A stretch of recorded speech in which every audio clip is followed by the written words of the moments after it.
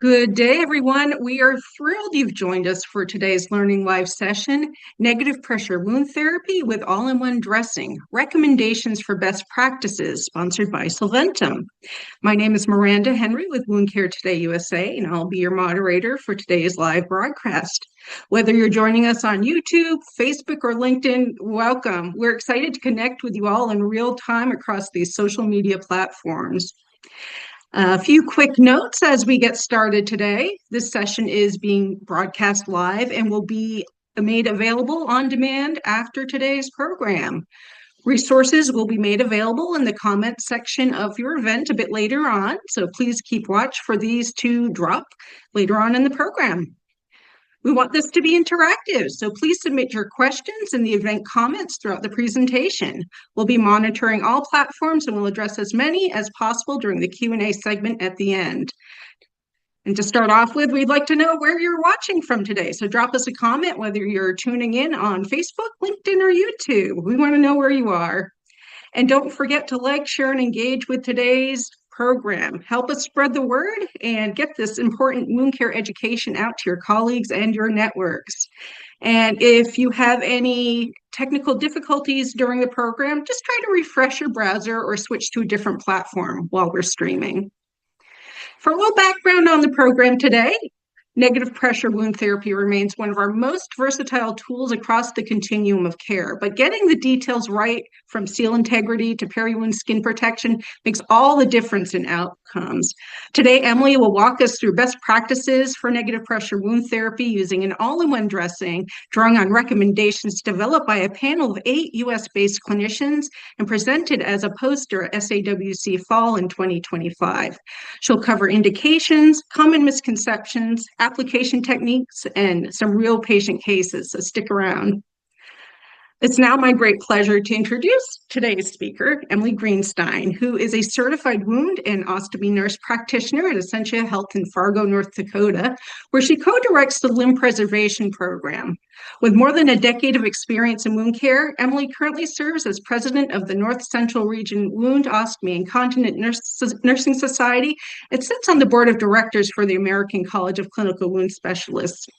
Emily brings both deep clinical expertise and practical evidence-based perspective to today's sessions on optimizing NPWT with all-in-one dressings. And just a quick note before we begin, please note the important following disclaimer. This program is presented by Wound Care Today USA for informational purposes only. The content is intended for healthcare professionals as is not a substitute for independent clinical judgment or institutional protocols.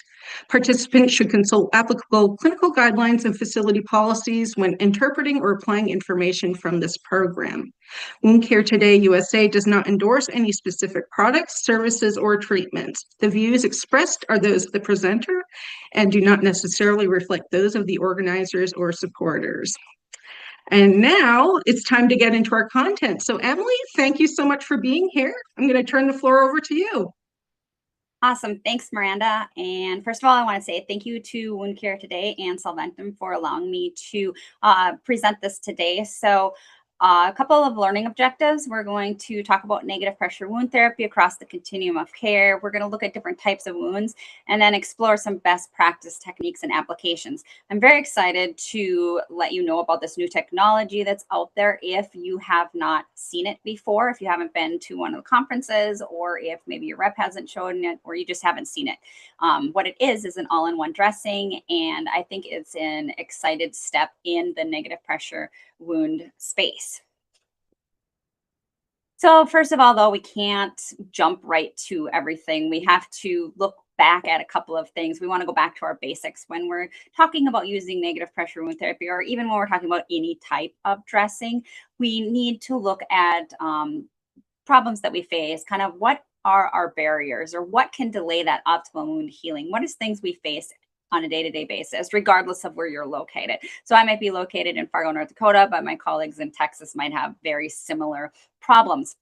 One thing that's really interesting to note, we were in part of a world panel related to this new technology, and patients and clinicians face the same challenges across the globe. So going back to that, looking at the basics, we know that our patients are complex. They have multiple comorbidities and higher acuity. Patients are getting sicker and sicker. And these patients that are more sick are being treated in different care settings. So it's not like it used to be where you used to go into the acute care setting and the patients would stay there for weeks or months. Now these patients are getting transitioned out sooner. They're being seen by home care. They're being seen by mobile wound care companies. They're going to long-term care facilities. So we're seeing kind of a shift in the location of treatment. We know that we face problems with understaffing. There's a growing demand for more and more staff, but there are less staff available. So we need and limited resources. We know that training and education is sometimes a barrier just because there's so much information out there that's always thrown at us as clinicians. We need to keep up with our training, but at the same time, remember what we're doing when we're treating our patients, going back to basics. The other thing that we sometimes have problems with is our access to supplies and appointments. A lot of us, if you're like me, have a very busy clinic schedule. We're seeing upwards of 20 to 30 patients a day, and that can delay appointment times. It can have access to care issues. So I'm going to talk to you a little bit ways about overcoming these obstacles today and how we can do that. The first thing we need to know is getting to look at our patient and know our patient first. We have a brand new patient that comes to our clinic with a wound. The first thing we need to do is identify the wound type. We need to look at the bacterial level, the size and depth of the wound, the stage or type of tissue destruction that's going on, and then special needs also. We can't just look at the wound itself because we all know as clinicians that we have to treat that underlying cause, and we got to know what's causing that wound. You can have a patient come in with a wound, say, for example, on their lower leg, and it doesn't matter how great the dressing is. It doesn't matter what great technology it is. If you're not treating that underlying problem, you're not going to be able to get that wound to heal. So when we talk about utilizing negative pressure wound therapy, going back to the basics of traditional negative pressure wound therapy, their mechanism of action, all of us have heard this in the past if you've been in wound care, that it works off the principle of microstrain and macrostrain. So macrostrain is where the wound edges are drawing together. There's direct and complete contact with the wound bed from the foam. The negative pressure is distributed evenly throughout the wound bed and dressing. It removes that exudate and reduces edema and promotes perfusion. When we talk about negative pressure wound therapy, we often hear about microstrain. So microstrain is the pressure that's applied to the cells that causes that granulation tissue and cell migration and proliferation. There's actually a couple of studies out there right now looking at if that microstrain and that strain on the cells is actually changing the RNA or DNA sequencing. There's a lot of exciting stuff coming in that field as well. So a couple of indications and misconceptions about negative pressure wound therapy. We know our indications are chronic wounds, acute wounds, partial thickness burns, any wound that's dehisced, and flaps and grafts. A couple of misconceptions that we often hear from people is that it should only be used when everything else has failed, kind of as a last ditch resort. And this isn't true. The earlier we can implement negative pressure wound therapy, the better. We have seen a lot of studies out there showing the early implementation has better outcomes and shorter wound healing times for our patients. There's a misconception that it should only be used on extremely large wounds, and this isn't true. I've used it on wounds as small as less than 1 centimeter, and then wounds all the way up to, I would say probably my largest wound was like 120 centimeters or more. There's a misconception it should be only used in the hospital setting. And I hope to show you that there's a lot of different types of negative pressure wound therapy that are available and can be used in the home setting as well. The other misconception is it can't stay on for more than 2 days. So oftentimes patients will be like, well, I don't want to have to come back to an appointment every other day. It's too long of a drive. It's too much of a hassle for my family to get me there. So hopefully we can talk about ways to overcome that. The other thing is that it's painful or hard to change, and it can be time consuming. Traditional negative pressure wound therapy, we've all known about the arts and crafts side of it. So it can take a long time to cut the pieces, make sure we have everything right. So hopefully with this new technology, I'll show you how to reduce some of these misconceptions.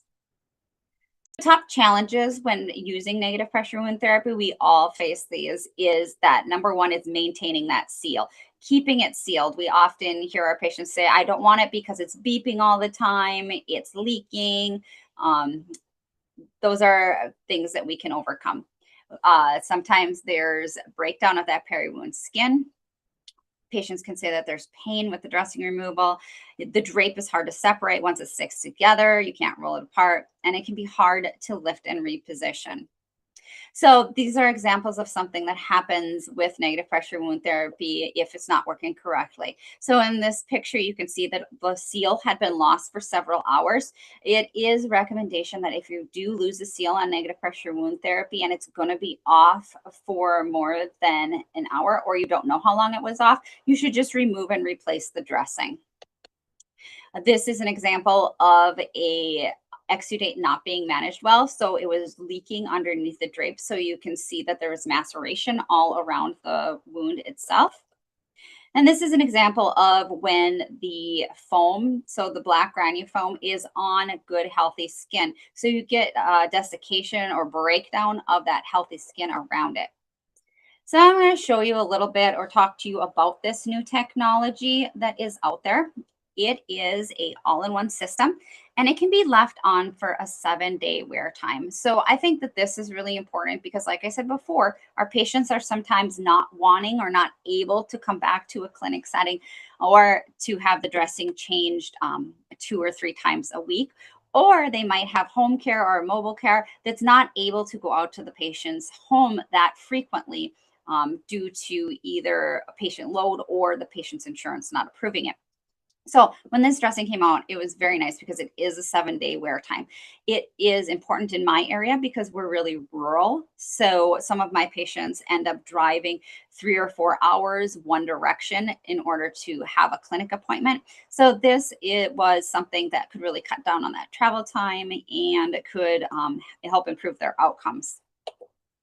So when we talk about mechanism of action, we already talked about traditional negative pressure wound therapy and the mechanism of action of microstrain and macrostrain. With the peel in place, it's a little bit different. So what peel in place is it's used in conjunction with the VAC unit. You can utilize it with the ActiVac, which is the home one, or the Alta, which is the hospital one. The dressing promotes healing through the same pathways of removing exudate, reducing edema, promoting granulation tissue, and preparing the wound bed for closure. So this is an example of how the new dressing works. So unlike the traditional negative pressure wound therapy, there is no granule foam that is placed inside the wound. It's all one system. It's indicated for wounds that have a depth with the small is 2 centimeters, the medium is 4 centimeters, and the large is up to 6 centimeters. You do want to note, though, because of how it works in the mechanism of action, you don't want a wound that has a lot of tunneling or undermining. The amount of undermining is up to 2 centimeters, but beyond that, or if there's any tunnels, it doesn't work as well. So when we talk about tissue macro deformation with granule foam, you can see those visible red buds within the wound base because of that macrostrain and microstrain. It's pulling the granulation tissue up into that foam dressing. So this is what happens with traditional negative pressure wound therapy. So when you're removing that dressing, you might see a lot of bleeding. You might see granulation buds. It's important to note that this is going to be different with the all-in-one dressing. The peel in place, it pulls the dressing down. It has a non-contact layer on the back, so you're not going to get ingrowth of tissue into that black granule foam. The tissue itself is going to look a lot flatter, a lot more shiny, and that's okay. You're still getting granulation. It's just working a little bit different. You're still getting the macrostrain and the microstrain. The other thing with the peel in place dressing, when it does draw down, it does come in contact with the wound bed. That's why it's important to select the right dressing size based on the depth of the wound. But the one thing that's kind of interesting with this is they have found that there is more sustained pressure around the wound. So it's distributing the pressure more evenly. It's bringing the tissue up to the wound bed and drawing the dressing down into it. So you can see here that there is superficial tissue is under that pressure of 125 millimeters mercury, and the extended, it does extend outside of the wound barrier.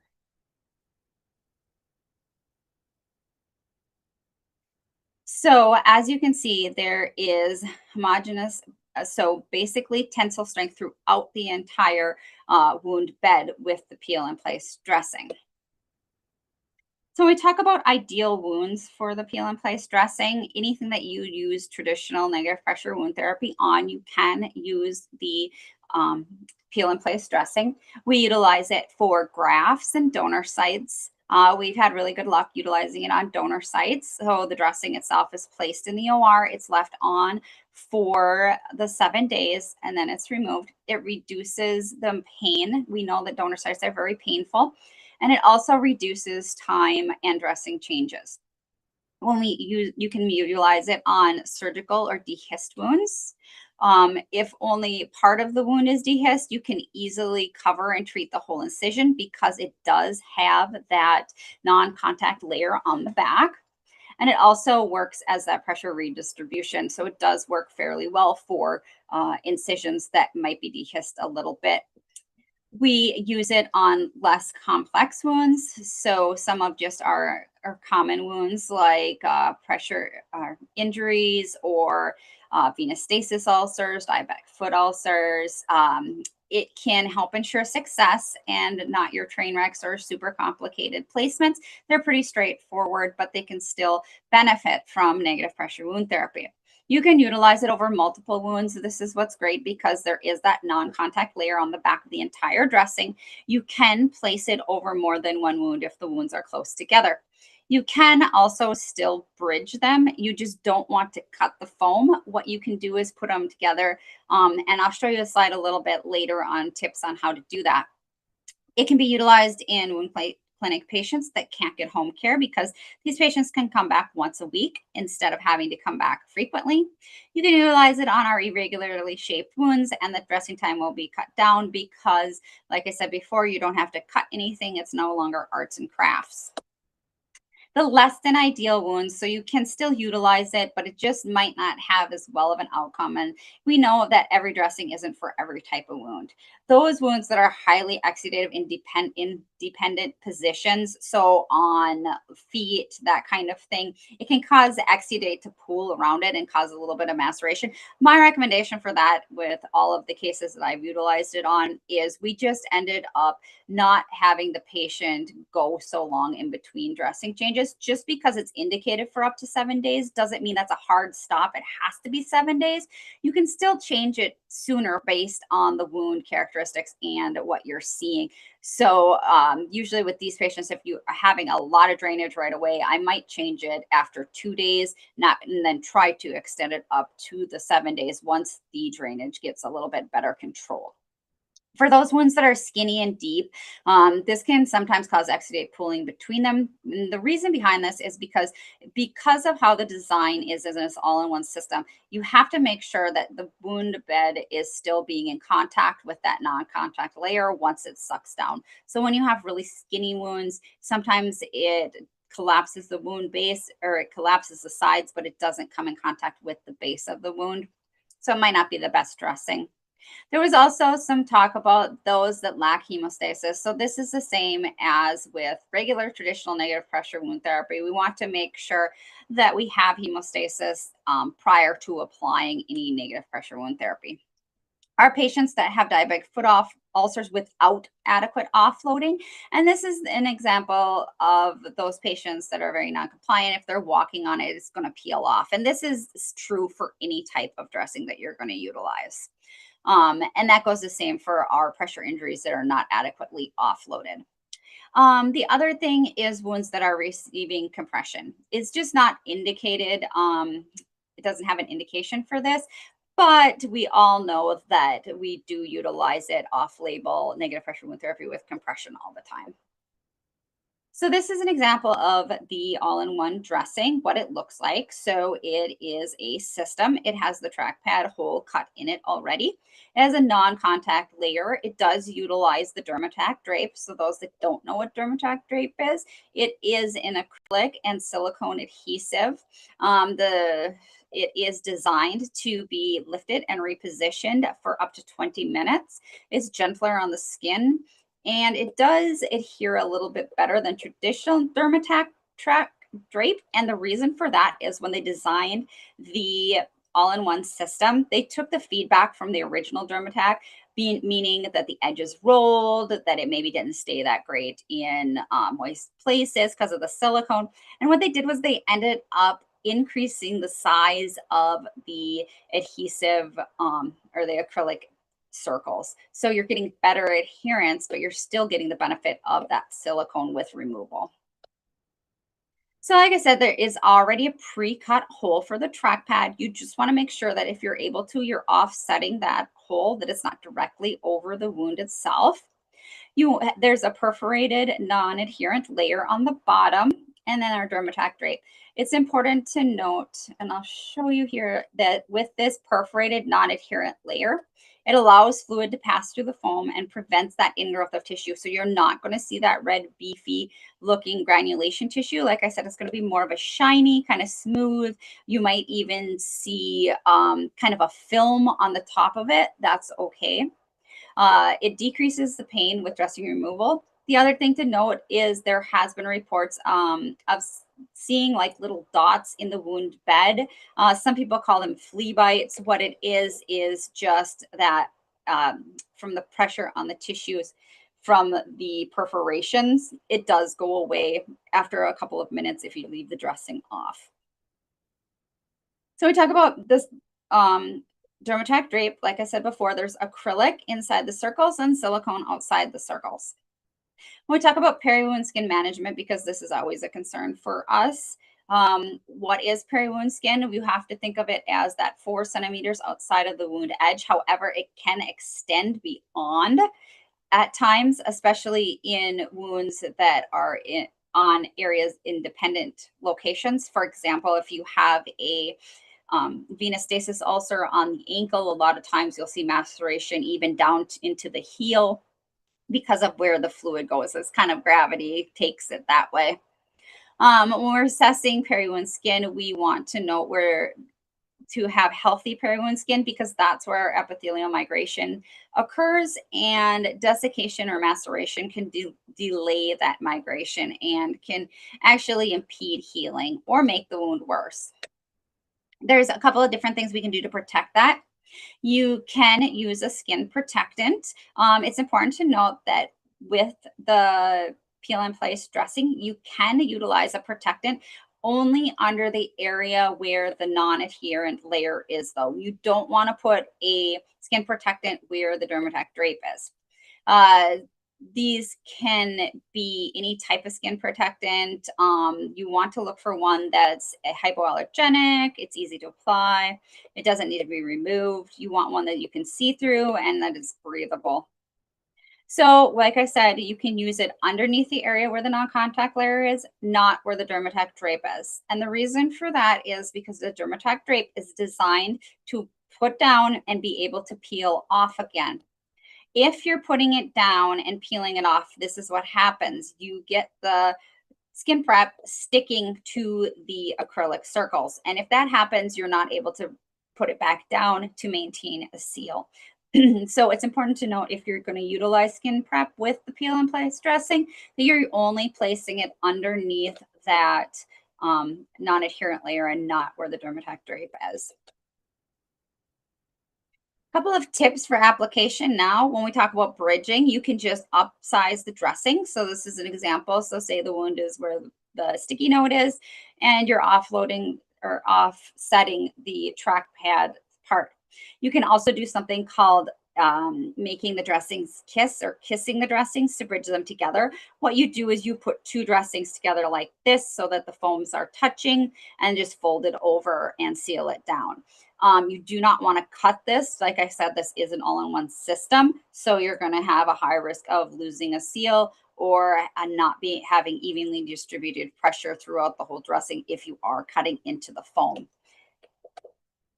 When you're applying it, you don't want to stretch it. You just want to lay it flat, and you push it down at the edges. You also need to consider how much drawdown there will be. You want to make sure that the non-adherent layer in the foam is covering your entire wound when it's drawn down.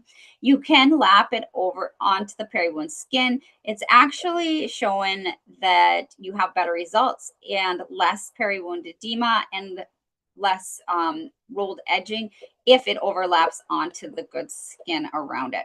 That's why I usually recommend, if you can, to upsize the foam so it's a little bit larger. You can cut the edges. You can cut into the dermatatic drape. You just cannot cut into the foam. So one thing that we do is darn the edges and get them to fold over like this if you have an area that is maybe a little bit more anatomically challenging. So I'm just going to show you a couple of cases that I have utilizing this dressing. So this is the first one, and this was one of my first patients. He was part of the trial when the peel and place dressing first came out. He was a 59-year-old male. He had Charcot foot. He had some surgically dehisced wounds. So the one was on the lateral ankle and one on the bottom of his foot. So like I said, you can incorporate more than one wound into the dressing. So for him, we utilized one dressing. We did put it all the way up and wrap it. He did use ACE wraps and some tuba grip for a little bit of light compression. He just said it felt better. So we did pad the tubing with some foam. And this, you can see he did have the dressing changed after 7 days. However, this was after 7 days. So you can note that there was some maceration. He was not very compliant. He was walking all over. So we decided to increase his dressing changes to twice a week just because of what we were seeing. And you can see that on day 18, that changing the dressings more frequently did improve the peri-wound skin, and it did improve the wounds overall. So by day 18, the lateral ankle was almost healed, and as well as the bottom of the foot. So this is a next patient. This was actually my very first patient. He was a 56-year-old male. The thing that was kind of interesting about him is he had previously had traditional negative pressure wound therapy years ago, and he was very gun shy when we wanted to put it on him for this. He said, no, this is a tiny wound. I don't want to have it for years. It was a nuisance. We talked him into it, telling him, you know, I got this great dressing. We don't have to change it all the time. It can stay in place for a week. And he finally agreed. So we put it on him. One thing to note is you can still use things underneath the dressing to help maintain a seal. So with him, we did use some ostomy barriers in between his toes in order to get a seal. You can see that we used the larger dressing and bridged it to the top of his foot. And after a week, it was healed. He was a little bit apprehensive at first, but we were like, nope, it's healed. I don't see any wound. We had him in his diabetic shoes. He came back for his 2-week follow-up, and the wound itself was still healed. So he was really happy with the outcome. This is another example. This is a 63-year-old male. He has a history of diabetes. He had a stage 3 pressure injury to his buttocks. It was surgically debrided. This is when the dressing was applied. This is on day 14 and then day 35. So this case is really important because, as you can see in here, how the edges are flattened down and the tissue isn't that beefy granulation tissue like we're used to normally seeing. It looks flatter. Our edges are flatter. You're not seeing any epibole. The tissue itself is healthy. It's just not that red, beefy, bleeding tissue that we're used to. And then this is an example of a patient of combining therapies. So it Promogram Prisma, which is a collagen dressing, has now been approved to utilize underneath the peel and place dressing also. It is also approved to use under ActiVac with traditional negative pressure wound therapy. It's the same concept though as that. You still need to have the 7 slits in order to make sure that you're achieving that 125 negative pressure therapy at the wound base. So this patient, she was a very high risk total knee. She was on anticoagulation for a mitral valve replacement. She had type 2 diabetes. So they knew that she was going to bleed and have issues. Her skin was very fragile to start with. So you can see in the first picture, that's when I first seen her. At that point, she was about a week post-op. She had had a Pravina dressing on prior, right after surgery. So that was removed. And you can see that the incision is fairly in place, but she still has a lot of edema, and she does have that area that opened at the bottom of the wound. So we decided for her that we wanted to use the Promogram Prisma underneath the peel and place dressing because the peel and place can be applied over an intact suture line as well. And we needed something to help a little bit with the bleeding because she was on anticoagulation therapy. So we decided to utilize Promogram Prisma. And as you can see, when she came back 7 days later, that the edema had improved in her leg. The skin quality looks a lot healthier. And the area where the Promogram Prisma was, there is something called a pseudo eschar that have formed over it. So that is just the dressing itself. So we did not go ahead and debride that. We did just leave it. She did have the peel and place dressing reapplied and changed in another 7 days. I just didn't have any photos of it updated when this presentation was originally put together. So one question that we get a lot of times is, how do I know when to stop negative pressure wound therapy? A couple of things to ask yourself. Has the goal of the therapy been reached? Meaning, was I just utilizing it to bridge to something else, such as a skin graft or closure? Has something changed with the wound? Is the wound stalled? Meaning, have you not seen any change in the wound in 2 weeks? Has the wound remained the same or gotten larger? The other thing is there an odor? Sometimes you need what's called a baclocation. If you're getting a lot of odor, we'll just take it off for a little while for the patient, utilize something else, and then reapply it. Other things to consider is who is changing the dressing, and then our access to supplies. Is the patient changing a care setting where they're not able to get the supplies due to insurance or something else? So these are things to think about when you're talking. Are you stopping therapy or not? And with that, these are the references, and I will turn it back over to Miranda for our live question and answers. Thank you. Thank you, Emily. That was a great presentation. As mentioned, we have time for some questions. So if you have been watching this presentation, want to ask Emily something about how this all-in-one dressing works and how you might be able to apply it to your practice, feel free to drop your questions right in the comments of the event, and we'll get to as many as time allows. All right, we've got a great question here to kick things off. Emily, peri-wound skin, we know that's a big challenge. So how do you approach peri-wound skin management when maceration or fragile skin is already present before you start therapy? What are some strategies we can use? Sure. So like we talked about, you can utilize the skin protectants underneath the peel in place. You just have to make sure that it's underneath that non-contact layer. So one thing that's interesting about this dressing that kind of took a little time to get over the hurdle of also, because we have been driven into our heads that we need to, with negative pressure wound therapy, protect the peri-wound skin by either picture framing with drape or picture framing with hydrocolloids, or, you know, protecting that skin somehow. With the peel and place dressing, we don't need all of those extra things because of that built-in non-contact layer that we have. There are some cases where I have seen people still utilize hydrocolloids around the wound itself, but you don't need that because there, like I said, there's already that built-in protection. So that's one great thing with the peel in place dressing. You don't need all the extra stuff to go with it. I just know that it was kind of a challenge at first, and the more you utilize the dressing, the more you get used to it, and the more you trust that the peri-wound skin will still be okay.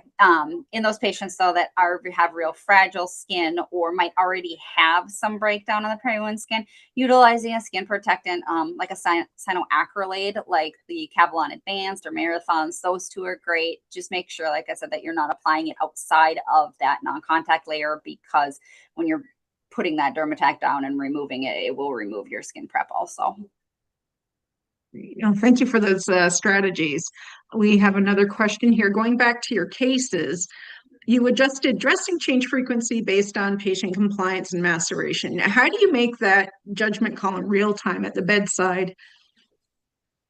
Sure. So obviously, as at every dressing change, we should be doing a thorough assessment of the wound itself and the patient too, like, asking them what their typical day is, what they're doing, that kind of thing, along with the wound itself. So if you're seeing all of a sudden maceration, or you're seeing perhaps the dressing's not staying in place as long as it should, you kind of have to ask those questions to the patient. And I've also learned in my years of working with patients that you have to be very specific when you're asking questions about what they're doing, because they'll kind of give you the most vague answer possible. One example of this is I had a patient and he told me that he wasn't walking much. He was just walking to see his wife that lived at a nursing home. And I was like, okay, we're doing everything. You're really not walking much. You're telling me you're only going there. And then it came down to asking him how far he was actually walking. Come to find out that his wife was at a nursing home, which was actually a couple miles away. So he was actually walking about 4 to 5 miles a day to see his wife.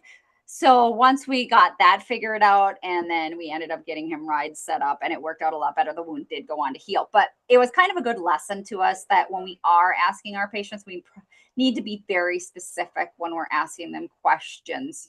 How long exactly, where, how much time, that kind of thing is important, especially if you're seeing deterioration in the wound or you're seeing it not progress. So going back and looking at those, what are we missing? Are we missing something?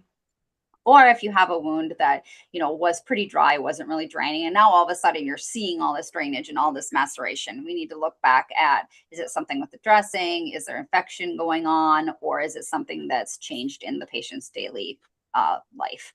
So those are things kind of in real time that you can think about if you're seeing more maceration. And at that point, you can be like, okay, we can try and increase the frequency of the dressing changes. Like I said, just because the dressing's designed to stay on for 7 days doesn't mean it has to stay on for 7 days. It still falls underneath the same coding and reimbursement as traditional negative pressure wound therapy. So you can change the dressing up to 3 times a week. It's just designed for 7 days. So if you're seeing something, either the wound is draining too much, you're getting maceration, you're seeing bleeding, you might want to increase the dressing change frequencies. Great. That was a great example. It's all a matter of perspective, and we do have to be detectives, don't we? Ask those probing questions of patients. Your last comment's a good segue into this next question. So for wound clinic patients who can't access home health, how does the extended wear time of up to 7 days change how you build your treatment plan? So these patients that if they can't get home health and they're able to come into the clinic, though, this has really helped because we are extending that. So they're not coming back 2-3 times a week. They're only coming back once a week. So it's a lot easier to get once a week visits in the clinic to get them fit into the schedules. The other thing that I have noticed is sometimes it's a little bit easier to get them home care just because they're not having to go out there so frequently. They can go out there once a week. Another thing that this dressing's allowed us to do in my area, utilizing in a rural setting, we do utilize some of the rural clinics and do visits via telehealth. So the patient is having the dressing changed in the clinic by a nurse who's been trained. but they're getting assessed by myself or one of my colleagues through health. That has helped I cut down on our patient visits quite a bit, especially for patients that live a long ways away. Information. Now, you addressed the misconception that negative pressure wound therapy is painful and hard to change. What has your experience actually shown in practice using this all-in-one dressing? So with the traditional negative pressure wound therapy, a lot of times the patients do complain about a lot of pain with the removal of the sponge itself. And the reason for that is, like we talked about, that is an open articulated foam. So it has pores in it, which the tissue ingrows to, which is where you get that beefy granulation tissue. It bleeds when you pull that dressing off. So if you think about it, that tissue is growing into that foam. When you're removing it, you're pulling it off, which is causing pain. So that's a lot of time what the patients complain about for pain with the foam removal.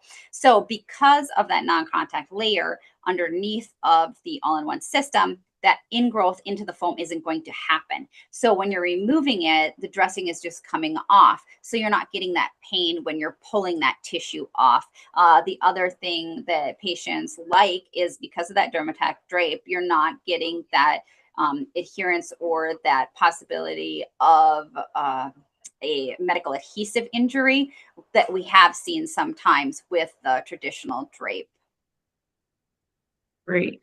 Now, you talked about slits in something when using the Permogram Prisma. Can you expand on that?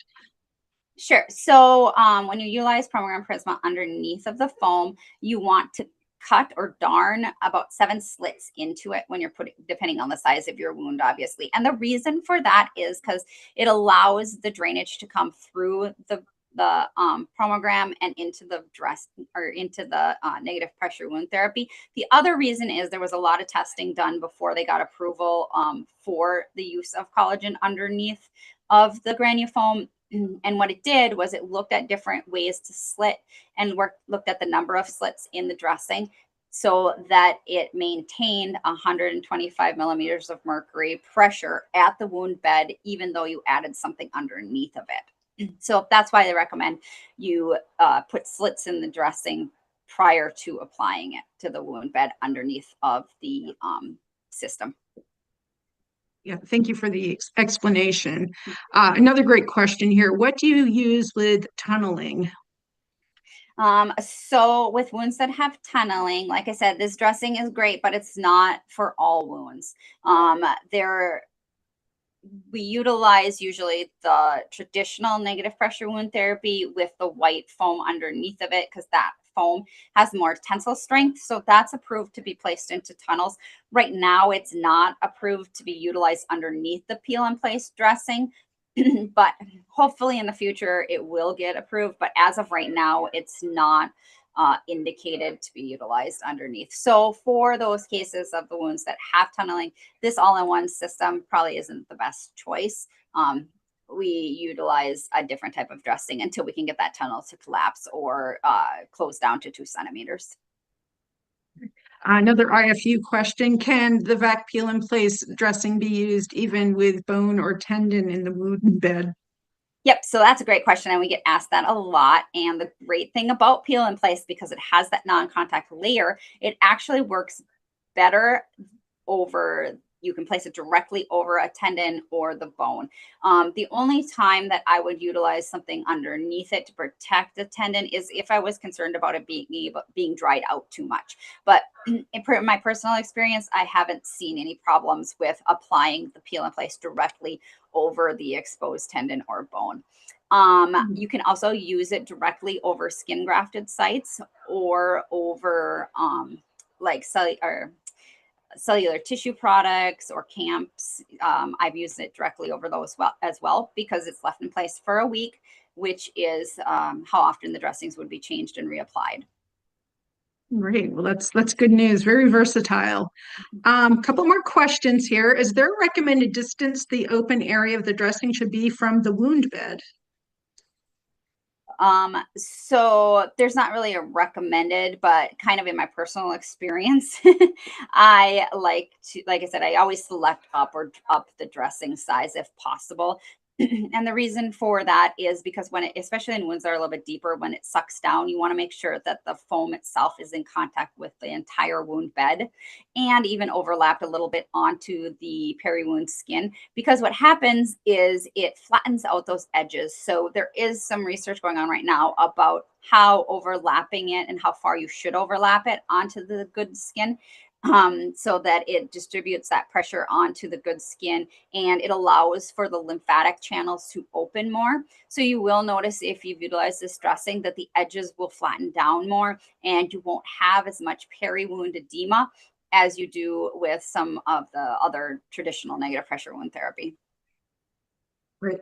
Last question here, Emily. This is, I would call it maybe a challenging fit case. A patient with an ileostomy very close to a adhesive surgical incision. Would it be possible to cut the drape around the stoma for ostomy appliance application if all the foam remains intact? So what would be an application strategy in that scenario? Yep. So you can cut the drape as much as you need to. You just can't cut into the foam. So we have done those before, and you, like I said, you can utilize other things underneath of the peel and place dressing too. So in that case, if it's very close, as long as the foam is not touching the ostomy, so that you can get a seal. We have done where we put like a barrier ring or a strip paste in between. So you have your wound with the dressing over it, and then we put the barrier paste or the barrier rings in a strip to kind of dam it off basically, and then put the appliance over that. So as long as you're not cutting into the foam, you can utilize it, but you can cut the drape as much as you want. You just can't cut into the foam because then it messes with the closed system and you're not going to get that consistent 125 millimeters of pressure throughout the entire dressing itself. Yeah, that makes perfect sense. All right, I'm just looking at the time here. I think we're going to wrap up. So if you do want to take a deeper dive into any of today's topics, I encourage you to check out the other resources we have included in the comments, or you can visit Wound Care Today USA at wct-us.com. There we have educational microlearn lessons dedicated to negative pressure wound therapy, as well as Solventum's V.A.C peel and place dressing. So if you want to learn more, I encourage you check out those resources. Just short microbite lessons, 5 minutes, and you'll get a lot of great information that you can utilize in your practice. Emily, I'd like to thank you for being here today, for sharing your expertise with us. And I want to thank everyone who joined us today for being a part of the session. Your engagement in the discussion has been wonderful. I would also like to extend a very warm thank you to Solventum for supporting today's education and making this session possible. Now, before you go, if you found this information valuable, please like this video, share it with your colleagues, and follow us on your social media platform of choice so you don't miss any future Learning Live events. We have a lot of great programs lined up in the months ahead. So this concludes negative pressure wound therapy with all-in-one dressing, recommendations for best practices. On behalf of Wound Care Today USA and the team at Solventum, we appreciate your participation. Be well and enjoy the rest of your day.